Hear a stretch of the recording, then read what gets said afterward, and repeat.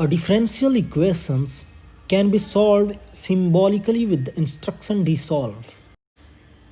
As an example, the differential equation d2y by dt square plus y is equal to 4.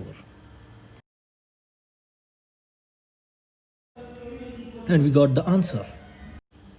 C1 and C2 are constant, which can be found from the initial conditions.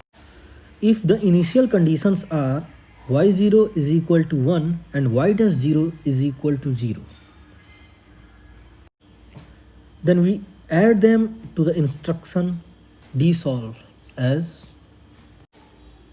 here the independent variable is not explicitly defined, but MATLAB has default independent variable, the letter t.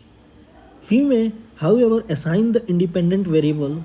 For example, if we want x as the independent variable, then we use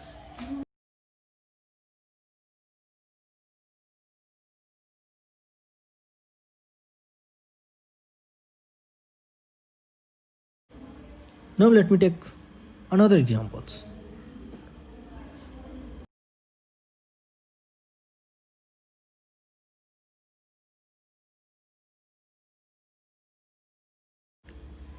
We use the instruction pretty to display the solution in a more readable format.